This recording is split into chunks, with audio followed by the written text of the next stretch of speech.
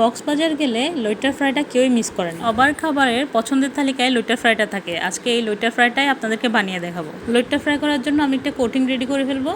নিয়ে নিয়েছি 1.5 কাপ ময়দা, 1/2 কাপ চালের গুঁড়া, তারপর হচ্ছে 1 টেবিল চামচ হচ্ছে কর্নফ্লাওয়ার। দিয়ে দেবো হলুদের গুঁড়া, সামান্য পরিমাণ মরিচের গুঁড়া, লবণ, তারপর গোলমরিচের গুঁড়া। মরিচের গুঁড়া বেশি দেওয়া যাবে না, মরিচের গুঁড়া বেশি দিলে কিন্তু কালারটা সুন্দর আসবে না। সব ড্রাই ইনগ্রিডিয়েন্টস মিক্স করে নিব। এটা কিন্তু ড্রাই থাকবে, আমি একটু পানি দিব না। তারপরে কড়াইতে পর্যাপ্ত পরিমাণ তেল নিয়ে নিব। ডিপ ফ্রাই করব, সেজন্য বেশি করে তেল নিয়ে নিতে হবে। তারপরে তেলটা গরম হওয়ার জন্য ওয়েট করব। এই ফাঁকে আমি কোটিংয়ের মধ্যে লইট্টা মাছগুলোকে ভালোভাবে কোট করে নিব। কোটিংটা কীভাবে করি সেটা একটু ভালোভাবে লক্ষ্য করলে বুঝতে পারবেন।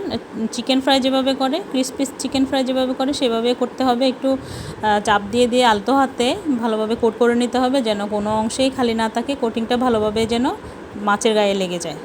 মাছের গায়ে থেকে বাড়তি অংশটা ফেলে দিয়ে একটু ঝেড়ে ফেলে তারপর আমি এক এক করে তেলের মধ্যে ছেড়ে দিব। অনেক বেশি জাল দিয়ে এটা পুড়ে ফেলা যাবে না, মাঝারি আঁচের মধ্যে মাছটা ভাজতে হবে।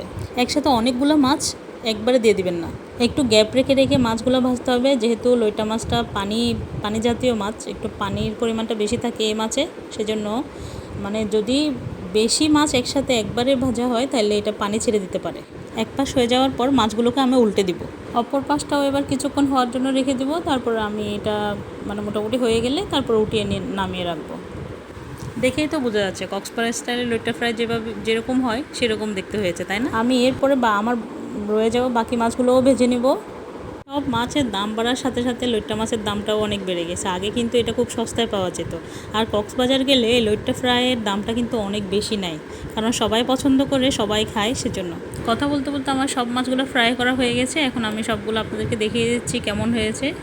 দেখেন কতটা ক্রিস্পি হয়েছে। আপনারা বাসায় বানিয়ে দেখতে পারেন, আর বাসায় যদি বানান তাহলে টেস্ট কেমন হয়েছে আমাকে জানাতে ভুলবেন না। একবার একটু খেয়ে নেওয়া যাক।